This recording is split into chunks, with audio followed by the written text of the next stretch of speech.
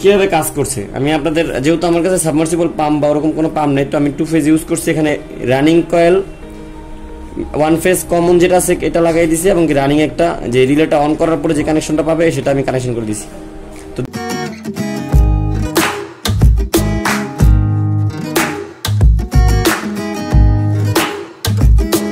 তো যেটা নিয়ে কথা বলতেছিলাম, তো এখানে আমরা দেখেন একটা সার্কিটে পাওয়ার দিছি। আসলে সার্কিটটা দেখি, আমি পাওয়ার অন করলাম, দেখেন একটা শব্দ হয়েছে। তো পাওয়ার এখানে দেওয়ার পরেই দেখেন এখানে ডিসপ্লেতে দেখাচ্ছে প্রথমে বোল্ট 242 ভোল্ট এবং কি 00 এম্পিয়ার, আর এখানে সুইচ 1 সুইচ 2 এবং কি সুইচ এই সুইচ 1 দিয়ে স্টার্ট বুঝাইছে এবং এটা কাভারের গায়ে লেখা আছে, এবং সুইচ 2 দিয়ে এটাকে স্টপ বুঝাইছে, আর SO দিয়ে একটা টাইমিং সেট করছে যে আপনি চাইলে এই সার্কিটটা কতক্ষণ পরে এটার যে রান সিগন্যালটা সেটাকে অফ করতে পারবেন, সেটা যে কোনো টাইম আপনি ইউজ করতে পারবেন। তো এটা কানেকশনটা দেখে আগে এটা 220 ভোল্ট ঢুকছে, ঢুকার পরে এখান থেকে যে জিনিসটা মেনলি কাজ হয়েছে সেটা হলো সাবমার্সিবল বা 220 যে পাম্পগুলো থাকে, যেগুলো ক্যাপাসিটার ইউজ করে চালানো হয়, সেই ধরনের ক্যাপাসিটার সহকারে যে পাম্পগুলো থাকে ওগুলোকে রান করানোর জন্য, সেটা হোক সাবমার্সিবল পাম্প হোক সেন্ট্রিফিউগাল পাম্প, যে কোনো পাম্প। আর আমরা পাম্পের জানি বা 3টা কানেকশন থাকে, একটা রান কয়েল, স্টার্টিং কয়েল একটা,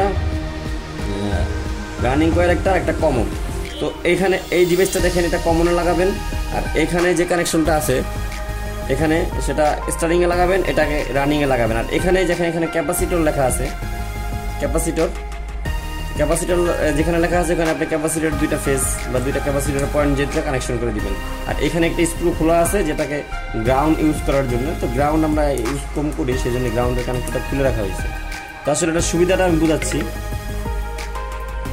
সুবিধাটা হলো আপনি এই সার্কিটটার বাইপাস যদি কোনো কিছু ইউজ করতে চান সেক্ষেত্রে আপনার কি লাগবে দেখেন, একটা সুইচ লাগবে, এখন একটা 2টা সুইচ লাগবে, এবং এখানে একটা সুইচ লাগবে টাইমিং করার জন্য, একটা টাইমার প্রয়োজন পড়বে, এখানে একটা এম্পিয়ার দেখানোর জন্য যে এই ডিসপ্লেটা ইউজ করা হয়েছে সেখানে একটা এম্পিয়ার মিটার লাগানো লাগবে, এবং এখানে ভোল্ট দেখানোর জন্য যে এই ডিসপ্লেটা ইউজ করা হয়েছে বা যে কাউন্ট ডিজিটটা ইউজ করা হয়েছে সেজন্য আপনার একটা ভোল্ট মিটার ইউজ করতে হবে। তো সেক্ষেত্রে প্যানেল বোর্ডটা অনেক বড় হয়ে যাবে এবং কি আপনার দেখতেও অনেক বড় মনে হবে। তার থেকে খুব সহজে আপনি এই জিনিসটা যদি কিনে নেন বা এই জিনিসটা যদি আপনি ইউজ করেন, আপনি 100% সেফটি সহকারে এই সার্কিটটা পাচ্ছেন।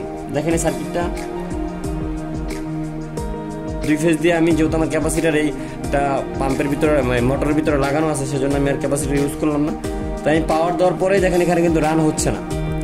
আমি যখন এই রান সুইচটা কানেক্ট করব, অন করব, দেখেন এখানে রান ইন্ডিকেটর দিচ্ছে এবং কি স্টার্ট হয়ে গেছে, আবার স্টপ। যখনই স্টার্ট করবেন তখনই আপনার ভোল্টেজ দেখাবে এবং কি এম্পিয়ার দেখাবে, আসলে আপনার মোটরটা কত এম্পিয়ার নিচ্ছে। এখানে দেখেন 1.5 এম্পিয়ার নিচ্ছে, 1.5 এম্পিয়ার নিচ্ছে 240 ভোল্টে। তো এটার ভিতরে যে জিনিসটা ইউজ করছে, সিটি ইউজ করছে, রিলে ইউজ করছে, ইলেকট্রনিক্স কিছু প্রোগ্রামিং সিপিইউ ইউজ করছে, যা খুবই সেফটি সহকারে কাজ করে। তো এই সার্কিটটা যদি আপনি ইউজ করেন খুবই সুবিধাজনক একটা সার্কিট। দেখেন আমারও ফার্স্ট টাইম দেখা, দেখতে খুব ছোটোর ভিতরেই অনেকগুলো কাজ পাওয়া যাচ্ছে এবং কি দেখতে খুব শৌখিন। তো আপনি চাইলে আপনার বাসার সাবমার্সিবল পাম্পের জন্য এই সার্কিটটা ইউজ করতে পারেন। খুবই সুবিধাজনক একটা সার্কিট এবং কি সম্পূর্ণ ডিসপ্লে টাইপ করা, দেখেন খুবই ভালো লাগবে। এখানে রান দেখাচ্ছে, আপনি স্টপ করার পরে দেখেন কোনো সিগন্যাল দেখাচ্ছে না। যদি আপনি মোটর কানেকশনটা খুলে ফেলেন, যদি আমি খুলে ফেলি, দেখি খুলে ফেলার পরে কি হয়।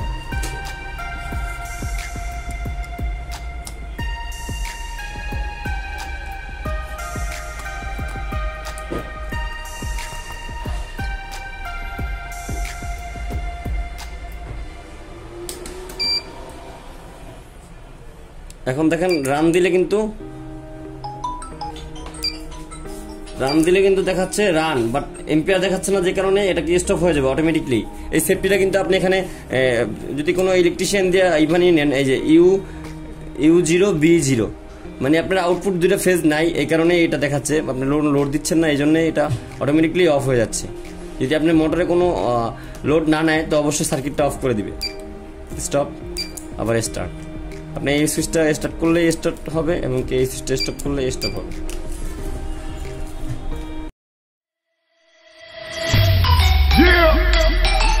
You already know we roll.